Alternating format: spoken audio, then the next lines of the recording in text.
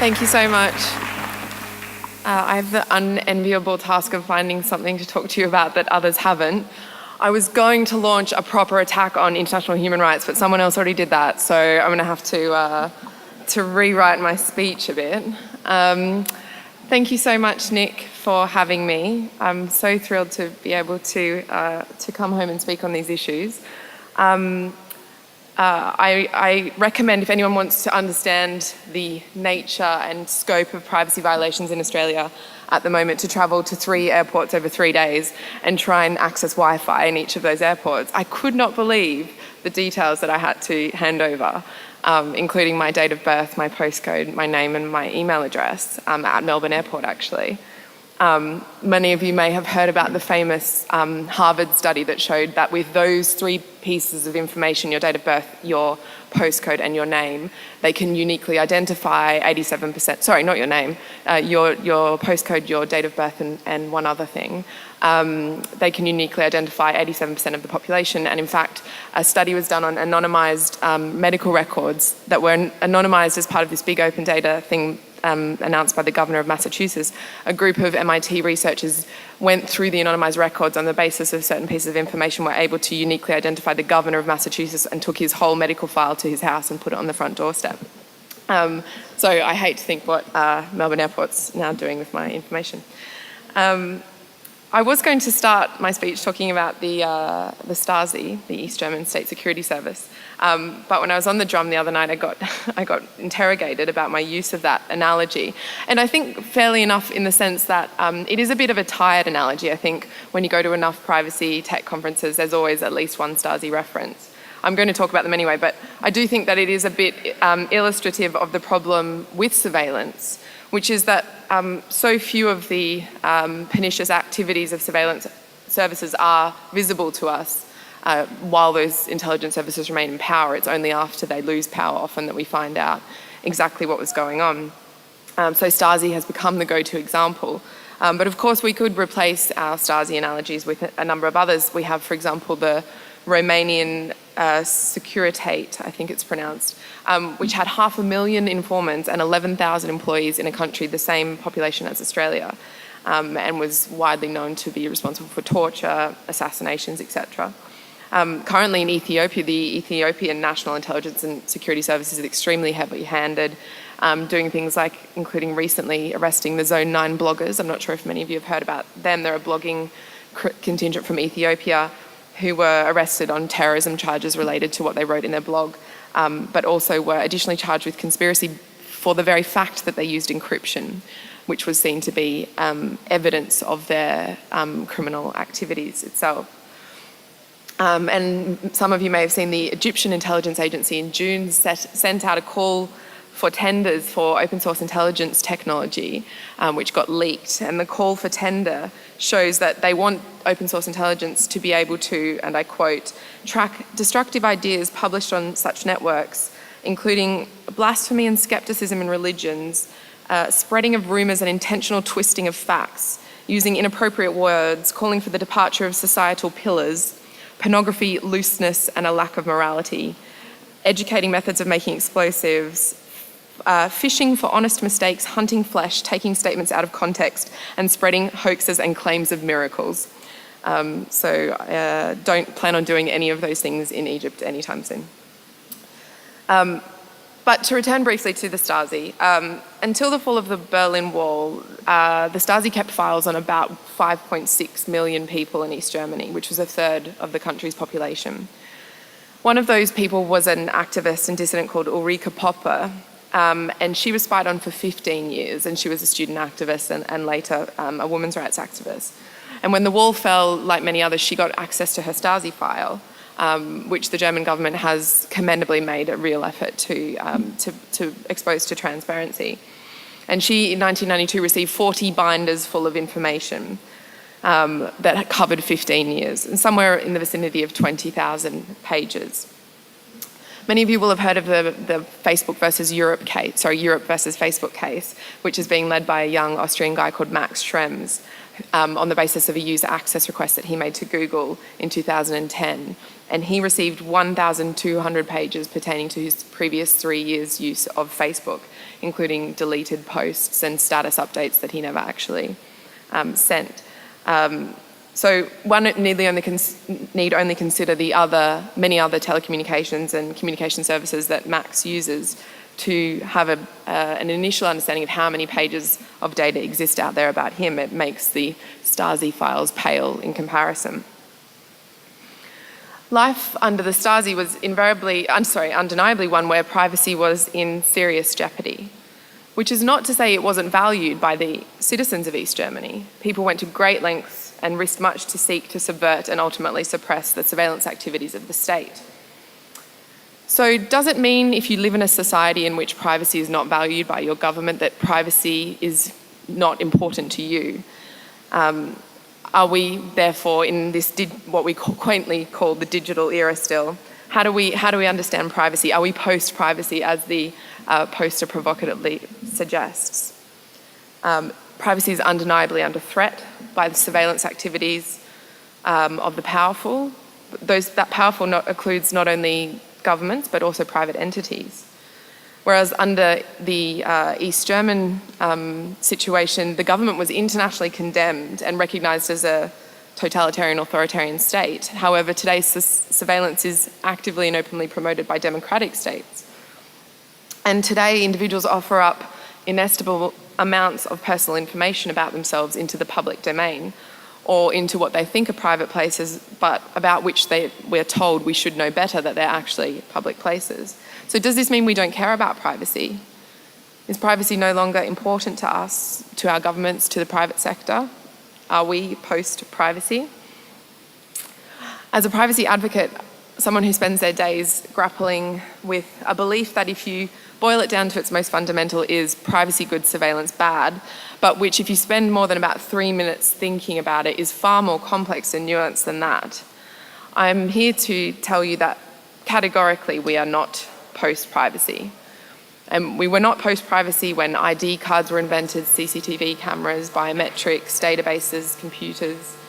We're not post-privacy just because we use digital tools that help us connect, learn and interact with greater speed and efficiency than we could have ever imagined.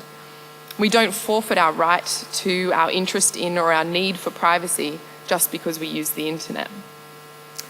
We're not post-privacy and we never will be because privacy is a fundamental human right. We're not going to just get over it because it's under threat or because it's difficult. It's part of what makes us human. Saying we're post-privacy because we face serious threats to the right is like saying we're post-non-discrimination because women still face structural discrimination in the workplace, or we're post-freedom of expression because states still censor books and movies. Privacy remains a fundamental human right and a societal good, which is not to underestimate the gravity of the threats that it faces. They are many and they are daunting, as I will elaborate shortly. It is merely to say that they are not existential threats, and in some form or another they have actually always existed. The same thing about privacy that makes privacy such an important right to individuals is also what it makes it such a threat to the state. It's about power, the power of individuals to make decisions, to formulate thoughts, to live and communicate and innovate on their terms without fear of interference. It's about individual autonomy in the face of state power and increasingly corporate power. And it's about what we call the social contract, the delicate balance of power between the state and the citizen. Because privacy is about power, it's always going to be under threat. It's in a permanent state of defence. But we have not lost the war, and far from it, I would say, in fact, we're in the midst of a really monumental fortification of privacy, a strengthening of defences, an enlargement of numbers. For the first time, I think privacy is getting the explicit recognition that it deserves, and it's being talked about and developed and strengthened and articulated with far greater reach and regularity than ever before. So in that sense, we see not the end of privacy, but its ascent, its amplification. It was interesting that Tim Wilson chose to speak about the formulation of the Universal Declaration of Human Rights, because I also did my homework and spent some time reading the transcripts of those meetings, which took 2 years between 1946 and 1948.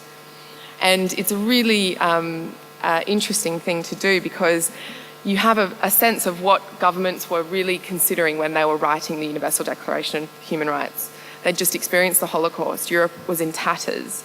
And they wanted to draw a line in the sand. They wanted to say, here are the fundamental principles that define what it is to be human, against which all future governments will be measured and held to account. And privacy was one of the rights that was never at issue. It was from the beginning of the drafting of the UDHR. It was assumed that it would be included. Initially, it was worded as a freedom from wrongful interference.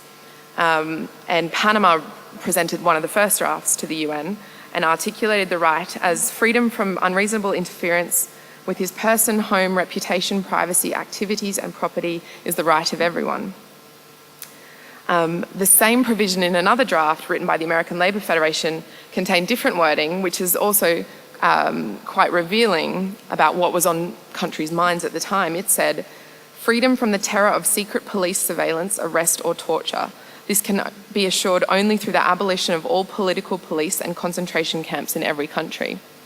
So at that time, privacy was linked very strongly to state surveillance, the activities of security agencies, intelligence agencies, etc.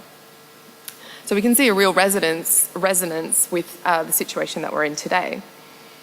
In 1947, the United States, through the draft on the floor, introduced a new wording of the provision, which became, no one shall be subjected to arbitrary searches or seizures or to unreasonable interference with his person, home, family relations, reputation, privacy, activities, or personal property.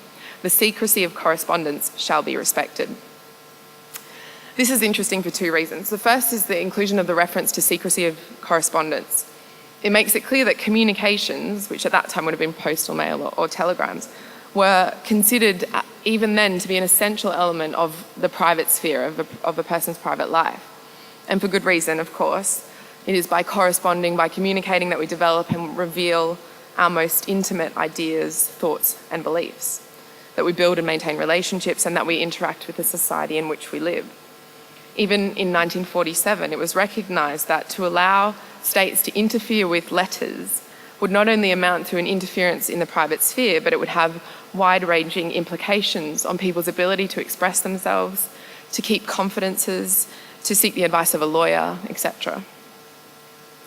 The second interesting element of the US clause, the search and seizure clause, is the reference to search and seizure, which is basically a copy and paste from the US Fourth Amendment. And so obviously that had a very strong influence over the US's proposition.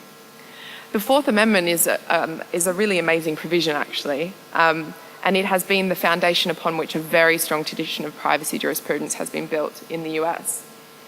And the Fourth Amendment was actually one of the fundamental elements of the formation of the United States. In 1963 in Britain, John Wilkes wrote an article in a newspaper called the North Briton, which King George III hit the roof about. And he issued what was called a general warrant, which is more or less the olden day version of current day mass surveillance. It allowed the King's agents to go through houses across the country, rifle through papers, open books, etc. They didn't have to have any suspicion. They could just go into whichever house they wanted in order to find anyone who'd been involved in the publication of this article. And there was a number of court cases which followed and much uproar about the idea of general warrants. And over in the colonies in the US, the courts there were equally up in arms and refused to issue general warrants. And so opposition to general warrants, to mass surveillance, if you like, became one of the driving forces behind the American Revolution itself. In 1961, the patriot James Otis delivered a speech in Boston denouncing the use of general warrants. And a young John Adams, who was to become the second president of the United States, was there in the crowd and later wrote, "Every man of a crowded audience appeared to me to go away as I did, ready to take arms against general warrants." Otis's speech was the first scene in the first act of opposition to the arbitrary claims of Great Britain. Then and there, the child of independence was born. So we can see that the opposition to overreach of state power, particularly in the form of surveillance, was in fact one of the driving forces behind the American Revolution. Ultimately, the US suggestion was taken out of the Universal Declaration. The provision became, no one shall be subjected to arbitrary interference with his privacy, family, home or correspondence, nor to attacks upon his honour and reputation. And a second sentence was later added at the insistence of all countries of the USSR, which read, everyone has the right to protection of the law against such interference. But let's go back to the United States, because in that country we find all of the modern contradictions and conflicts inherent in the question, are we post-privacy? We know the situation today thanks to Edward Snowden. But what many of you may not know is the US, as I said, is a country founded on a very strong history of privacy jurisprudence, and of course on a strong distrust in excessive government power and in direct opposition to government interference in correspondence. In 1890, a legal academic who later became Chief Justice, Louis Brandeis, wrote a paper called The Right to Privacy. This is 1890, mind you. And he spoke about the right to privacy as the right to be let alone. And that paper was actually written because it was a time in which tabloids were starting to publish gossip about like society parties and things like that. And they found that quite a objectionable practice. And he wrote about privacy being the right to be let alone. When he became a judge on the Supreme Court, he sat on one of the first wiretapping cases, which was called Olmstead in the United States in 1929. And the court, in that case, decided phone tapping wasn't a violation of the Fourth Amendment, although they subsequently overturned that. But Brandeis was up in arms, wrote a scathing dissent of the decision, and he wrote a really prescient statement, actually. He said, The progress of science in furnishing the government with means of espionage is not likely to stop with wiretapping. Ways may someday be developed by which the government, without removing papers from secret drawers, can reproduce them in court, and by which it will be enabled to expose to a jury the most intimate occurrences of the home. Advances in the psychic and related sciences may bring means of exploring unexpressed beliefs, thoughts, and emotions. That places the liberty of every man in the hands of every petty officer, was said by James Otis of much lesser intrusions than these. To Lord Camden, a far slighter intrusion seemed subversive of all the comforts of society. This is what he said in 1929. So let's skip forward then some 85 years. About 18 months ago, Edward Snowden walked out of his office in Hawaii with the last of the USB sticks that he had used to extract somewhere in the vicinity of 200,000 documents from the NSA. He spent months collecting that information, of course, having taken the job specifically to place himself in a situation where he would have access to such documents. And he'd been spurred into action a year earlier when he'd watched on C-SPAN the Director of National Intelligence, James Clapper, appearing before Congress in answer to the question, does the NSA collect any type of data at all on millions or hundreds of millions of Americans? He said, no, sir, not wittingly. And Snowden was moved into action by this blatant lie. Snowden's story is well known, and I'm not going to spend much time today talking about what he revealed. But let us not forget that he showed us that intelligence agencies, of course, possess the ability to intercept and are, in fact, intercepting all emails as they pass through undersea fibre optic cable landing stations. That intelligence agencies in the UK, the US, Australia, Canada, and New Zealand possess the ability to infiltrate cloud services from Google Drive to Dropbox and get access to documents kept thereon. We know that they can hack directly into users' devices, to computers, laptops, and smartphones, and access information that way. And we also know that they're doing what they call bulk collection of metadata, using that data to determine our relationships, our connections, our affiliations, our political devotions, our medical issues, our sexuality, even when we've never made those things explicitly public or known. So Brandeis's warning in 1929 was quite prescient. The government, without removing papers from secret drawers, can reproduce them in court.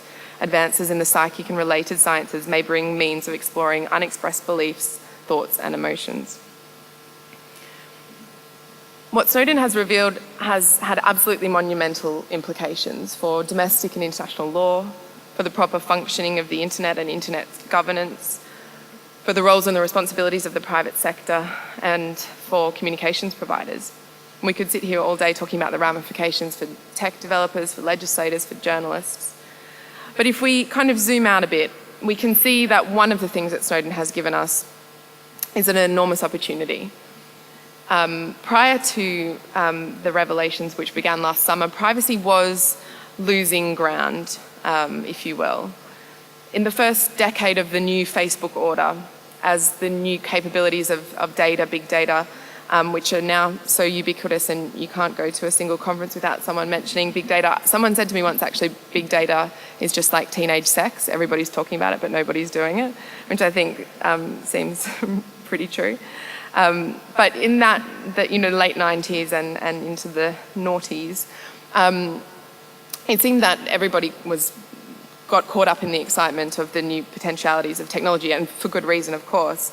But there was very little mention of privacy in those debates, save for, of course, very persistent advocacy groups. But it wasn't a mainstream issue. And blow after blow was landed. So we had Mark Zuckerberg telling us privacy is dead, famously. Larry Page saying that Google search, in 2004, said that Google search will eventually be included in people's brains, so that when you think about something and don't really know much about it, you'll automatically get that information. In 2011, Eric Schmidt said, technology is not really about hardware and software anymore. It's about mining and use of enormous volumes of data in order to make the world a better place. What's not to like about that as a proposition? So we all got excited about the prospects of these technologies and big data, and privacy was mostly sidelined from the conversation.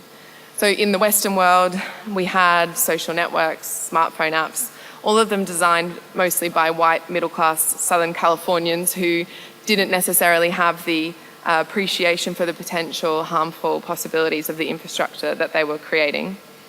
The ICT for development movement emerged, and so these technologies were then touted as the solution for the developing world's woes as well. Technologies and systems with huge implications for privacy were pushed and supported by rich Western nations. So you had EU, for example, supporting biometric ID cards, paying for biometric ID cards throughout Africa, electronic voting systems, USAID, also huge funders of all things technology related. The UK Department for International Development was one of the major funders of the Kenyan mobile money system, which is a Vodafone collaboration. So you had Western countries really trying to push technologies on to developing countries without necessarily taking heed of the potential privacy violations there. And as a side note, my organisation does a bit of work in this area, and we often receive the response from those people who are very much in favour of that discourse that it's more important that those people eat food than have their privacy protected, and that's the kind of idea that drives that, and we call it, in a way, technological evangelism. So technology became not only a product, but a consumer good and a social good, an integral part of public policy, both in developed and developing countries. And that is an important achievement, I think. But all the while, privacy was absent from the conversation. And so Snowden has changed things to a really large degree in that sense. We're seeing not only amongst the development community a recognition that privacy, the protection of rights is an essential thing to development generally, but privacy specifically in big data, open data initiatives is something that they should at least think about. We're also seeing an increasing recognition from the private sector of the potential financial incentives for creating privacy-friendly products, which we never had before. I think one of the reasons why Google and Facebook were able to roll out such invasive practices was that they didn't necessarily see that there was any consumer demand for better products. So we've seen recently the new iOS and Android end-to-end encryption functionality being rolled out, Snapchat, other types of products in that field. Interestingly, the humanitarian sector, which was named in one of the Snowden documents as being specifically under surveillance by the NSA, there's an organisation called Médecins du Monde, Doctors Without Borders, Doctors of the World, which is similar to Médecins Sans Frontières, Doctors Without Borders, was specifically named as a target of NSA surveillance. And so we've seen quite a lot of humanitarian agencies take better steps to protect their privacy. Previously, their steps to protect their privacy was to smash their hard drives when they were worried that they were going to get raided by government authorities. And so there are many organisations doing important work to teach them how to use encryption and things like that. And we're seeing ISPs also take a more active stance in pushing back against government surveillance. Privacy International earlier this year coordinated a case with 7 ISPs in which we sued the British government for attacks on network infrastructure, which stemmed out of one of the Snowden revelations, which showed that GCHQ had attacked the Belgian telecommunications authority, telecommunications company Belgacom. And we managed to get 7 ISPs, ISPs and communications services generally, so including the Chaos Computer Club, to bring a legal challenge in the British courts against GCHQ, which will go to trial next year. So on to the corporate sector. What of the role of the corporate sector in all of this? There's a strong argument, although not one that I ultimately believe, that because of the speed and the strength with which the huge internet companies grew and portable devices became so ubiquitous, and the internet became ingrained in our real lives, because that spiraled so quickly and without any time for us to stop and think about the long-term implications for privacy, we ended up with a situation in which NSA and GCHQ were able to expand their capabilities just because of the actions of organisations or companies like Google and Facebook. So the argument goes that if we hadn't allowed Google and Facebook to collect all that data, if people weren't so irresponsible with their own data, intelligence services wouldn't have had that trove of information to dive into. After all, a large majority of the programs revealed by Snowden were premised on relationships with corporate partners or intercept partners. And you would have seen, of course, the famous PRISM slide, which lists and has the logos of those very well-known companies. Whether those companies were willing in that process is another question, and there's a lot of evidence to show that they did try to challenge those orders. But what is undeniable is that the collection of information is the profit model of Google and Facebook. And if you collect it, index it, analyse it and link it, you may as well wrap it up in a big red bow and hand it over to the NSA. But I think there's 2 reasons why this is not only a false argument but also a destructive one. It's a false argument because it fails to recognise the fundamental purpose of intelligence agencies, which is to create those haystacks. That is what they do, and that is what they've always done. The Five Eyes Alliance, which you certainly would have heard of, was struck in 1946, so 70 odd years ago. But the earliest modern day communications surveillance agencies date back to the interwar period. And of course the interception of communications has existed since Roman times, as has encryption. The interception of diplomatic cables has been around since the 30s, satellite inception since the 60s, mass surveillance system like Echelon since the 80s. And large internet services have made those tasks easier, and they may also have independently engineered threats to our privacy, but they are not to blame for the state impulse to conduct surveillance, to make privacy invasions a state policy. To give you an example, I will read this from an unnamed US government program. The program seeks to develop architectures to integrate existing databases into one virtual centralised grand database containing educational, financial, travel and medical records, as well as criminal and other records. The program could also include the development of technologies to create risk profiles for millions of visitors and American citizens in its quest for suspicious patterns of behaviours. It sounds familiar. It's not the NSA, it's the Total Information Awareness Program that was run by the US government from the 60s and was dismantled in 2003 after privacy advocates raised a huge fuss. We know now, of course, that the NSA is doing exactly that and more. So it's just to illustrate that I think intelligence agencies are self-sustaining creatures. They believe very strongly in what they do, and they will find a way to continue to do that. The second reason why we should not blame technology for the absence of privacy, and that we should not say that people who hand their data over to Google and Facebook forfeit any right to complain about NSA surveillance, is this.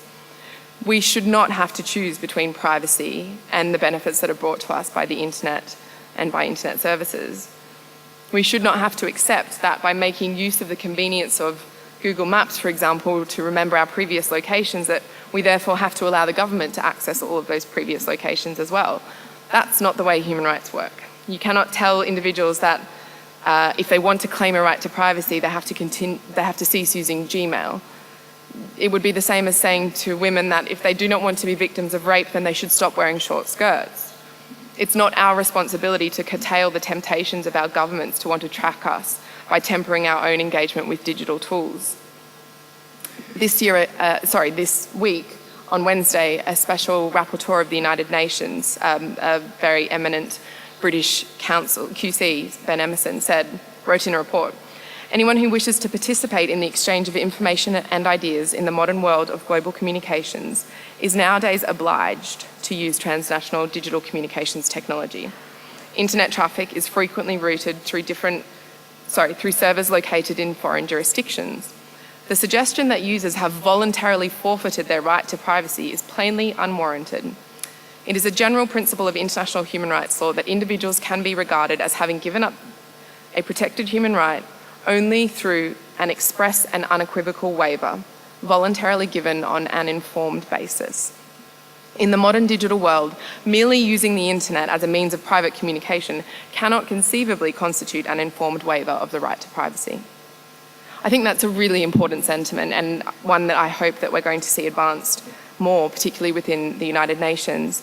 Some of you may have seen the General Assembly debate the week before last, in which you had a number of states referring to the internet as a battleground, as a breeding ground for terrorists. I think others may have a more accurate quotation than but Senator Glenn Lazarus, who I was surprised to find out as a senator, last time I checked he was a football player, I didn't realise that, but said last week that the internet is the most dangerous place out there, or something like that. And I mean, that idea is just so far from where people like us believe the internet is, and where it should be, of course, as this revolutionary emancipatory tool.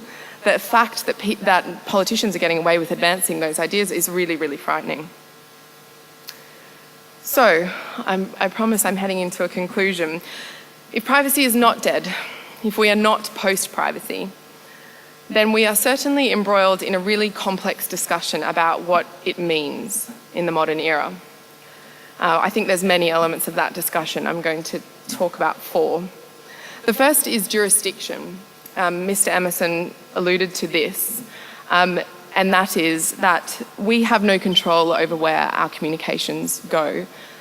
Sitting here, I could email Nick, and that one email could pass through any number of jurisdictions. Traditional notions of human rights are based on a state's territorial sovereignty and their obligation to promote and protect human rights within that state. How can we imagine that that right will be useful and effective in the digital era when communications flow through any numbers of countries, individuals don't know where they're going, we have no ability to choose which country our communication flows through, and we have no ability to see whether a state is or is not violating our human rights. Do our human rights travel with our email? I think that's a really challenging question. It's certainly a position that Privacy International has been advancing, but I think it's going to be a challenging debate to be had. The United Kingdom, in passing that emergency data retention legislation, included a provision which hasn't had as much public attention, which extends the scope of the Regulation of Investigatory Powers Act extraterritorially. It explicitly states that all the provisions, the warrantary provisions of this Act, apply outside the UK. And the implications of that are that the UK uses RIPA, the name of the Act, to compel internet service providers and telcos to provide intercept capability in their networks, which has in turn allowed for the mass surveillance programs like Tempora that we've found out are occurring. So what are the implications of the UK saying that they can now ask any ISP anywhere in the world, including here in Australia, to provide intercept capability in their networks for the UK government? The provisions are under challenge in the UK at the moment. I think it's going to be a really interesting debate to watch, because I'm not sure that there is necessarily a right or wrong answer. I think, is it a good thing that the UK government can exert its power to conduct surveillance outside of its borders? No. But is it a good thing that the UK government has obligations to protect privacy outside of its borders? Yes. How can we advance novel approaches to jurisdiction and territory without minimising our own rights. A second area of complexity in this debate is, what does a privacy violation look like? Is it, as Ella said this morning, Target sending you catalogues marketing pregnancy products to you? Is it having your photo displayed on the front page of the newspaper as being that of a dead terrorist, wrongly, of course? Is it being tracked and arrested and tortured on the basis of your text messages? Or is it simply being caught up in the dragnet? Is it simply having your emails intercepted but never finding out about it? One of the very destructive debates we're seeing the Australian government and others advance at the international level is that the interception of communications by computers is not an interception for the purpose of the right to privacy. It's not a violation of the right to privacy. It's only when you have sentient interception, that is, a human being looks at your email, that it is intercepted for the purpose of human rights and therefore has to be justified. And I think that this is a very dangerous argument that they are elaborating, and if they're allowed to continue to make it, will certainly result in the reduction of human rights protections. The European Court has been absolutely unmovable in its stance that the mere collection of data, whether it be by a computer or a human being, is always an interference with privacy. It's not to say it's a violation of privacy, but it's an interference which has to be justified. They said even if that data is never used, even if it's never looked at by a human being, in itself it's an interference. They've also said that the mere existence of legislation allowing for that to be done is an interference itself. So threatening and risky is secret surveillance. Even giving governments the power obliges them to show why it is necessary and proportionate. One thing that I'm always asked is, what is the harm? Where's the harm of a privacy violation? And it's very tempting to make the sexy arguments about surveillance being connected to torture, surveillance being connected to the crackdown on journalists, etc., because there is the visceral illustration of why surveillance is so destructive. But I think we need to get better at elaborating what the non-visible harms are of surveillance. There was a really good article in The Guardian last year about the psychological effects of surveillance, and I think it illustrated very well the societal impacts of widespread surveillance. It talked about how not only that surveillance chills free speech, but that it makes people distrust authority and thus increases insecurity in the country.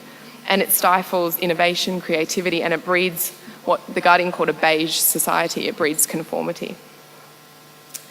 A third area of complexity is around the relationship between privacy and other rights, particularly the right to freedom of expression. Senator Ludlam talked this morning about privacy and transparency and how they're not mutually exclusive, and I completely agree. I think that how much privacy you have is inversely proportionate to how much power you have. So individuals have a right to privacy, governments have an obligation to be transparent. But inevitably, the question of access to information and privacy will run up against each other. And we've seen that, of course, with Mr. Wilson's least favourite new right on the block, the right to be forgotten. Aside from the fact that he sounded like he'd read 1984 and then swallowed the book and started sprouting the lines from it, I think that we should not be so alarmist about something like the right to be forgotten. I think that it was a very conservative decision which said that data is worth something to companies and it's worth something to individuals. And if it is valuable, we should have some say in how it's used and where it appears. And I think that Mr. Wilson admitted in the end that he thinks it's problematic if people's credit card details are online, but didn't seem to think it would be problematic if people's university records from 20 years ago are online and they don't want those visible. I can't understand the difference between that, perhaps because he sees the financial implications, potential financial harm of having your credit card violations online, and perhaps he can't see the potential other harms to your career, perhaps to your reputation, and otherwise of having other details online. But nevertheless, there is a big debate out there around the right to be forgotten, whether or not it should be called that, and that is going to be a challenge to privacy going forward. And equally, I think questions of freedom from violence online pose big challenges to the right to privacy. Lots of the discourses around violence against women online, sexting, stalking, etc., end up in a place where particularly women's activist groups are in some way advocating for the ability of police to have control over communications devices. We've seen in Canada, for example, a piece of law got passed where a judge can confiscate your mobile phone. They can actually order the ISP to cut off your internet service if you've been accused of harassing someone on a social media network. And I think that poses really significant challenges to how we understand privacy and how we balance out those two societal goods, the need to have privacy online and internet access, and the need for women to be free from violence online as well. And a final issue of complexity in this field is the one of culture. When I first started working for Privacy International pre-Snowden, every meeting I went to, someone said privacy is a Western concept. It was like everybody's favourite couch cry. And there is an element of truth in that, in the sense that there are different countries, different cultures have developed at different speeds in their understanding of what privacy means to them.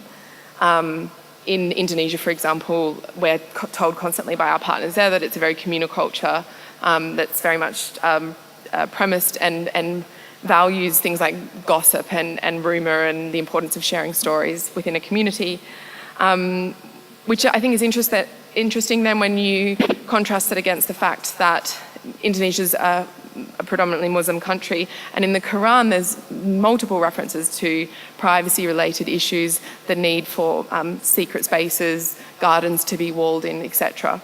And I think that it's not a black or white issue whether privacy is or is not more familiar to some cultures than to others. For example, in the UK, where I live, obviously there's CCTV cameras everywhere.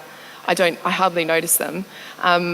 But people don't talk to each other and the tubes are really quiet. And then I came home last week and I was in Country Road or something, and all these people kept asking me questions saying, what are you doing today? And where have you been? And what are you up to? And why aren't you working? And I really felt like I was being interrogated. And I felt like really confronted by the fact that people were trying to be very friendly and ask about my life, and I just wasn't used to it anymore. And I think that there are it's an interesting elaboration of how people interact within a society. I don't think Australians or British people value privacy anymore, any less, but how they kind of apply it in their lives it differs, I think. In any event, I think that it's a changing debate. I think that we've seen that once most countries have an opportunity to understand why privacy is a valuable societal good, how it's used, where the risks are, where the threats are, you will not find someone who doesn't think that it is an important value. And that goes from the countries we work in, from Zimbabwe to the Philippines to Brazil. In the Philippines, for example, there was cybercrime legislation there 2 years ago, and they had massive public protests. People were out on the streets protesting against cybercrime legislation that was bringing in various internet filtering policies. So I think that there's a real potential for these issues to become important and part of the local debate anywhere throughout the world. So finally, I think because of that, we should be optimistic about this discourse in Australia. I think there's a real chance that we can fight against the data retention proposals and make sure that that's not brought in, and that we can make Australia a place in which these issues are addressed intelligently and with a really high level of public discourse. I don't think that's a done deal. I think that it's essential that people like yourselves and the organisations working here today continue to push this as an issue, and obviously the politicians. But working in the UK on policy, I have the sense always that we're really up against very deeply steeped historical secrecy and power, and often there's a sense of helplessness there. We were in court in the summer in a case against GCHQ, and after the open session of the court went into a closed secret hearing that we weren't allowed to know the date of, the time, the location. We have no idea how long it went for, what happened during that hearing. And this is a case that we filed. And so this idea of secret courts and so much secrecy, I think, is really deeply ingrained in a country like Britain. Whereas Australia, I think, is perhaps I've got rose-coloured glasses on, but seems more, more open, a younger society. We still have the ability to say that these things are not part of the Australian discourse, and we can kind of draw a line in the sand, I think. And finally, to support that point, Privacy International, where I work, was actually started in Australia. A gentleman by the name of Simon Davies in 1985 took up the cause with others, including which later became the Australian Privacy Foundation, against the proposed Australia card, which was a national identification card. And he managed to mobilise the public in what seems to me now a most incredible way. They had something like 30,000 people protesting on the streets against the introduction of an ID card. They had people like Peter Garrett and Alan Jones and others supporting the campaign. And the ID card was ultimately quashed, never to be seen again. And the Australia card debate now stands as an example to activist groups across the world who are currently fighting the introduction of ID cards in countries, particularly in Africa. And I think that that's a really incredible feat. And it happened in 1985. About an ID card of all things. So I'm confident that it can happen again. Perhaps mandatory data retention is the issue that's going to make it happen.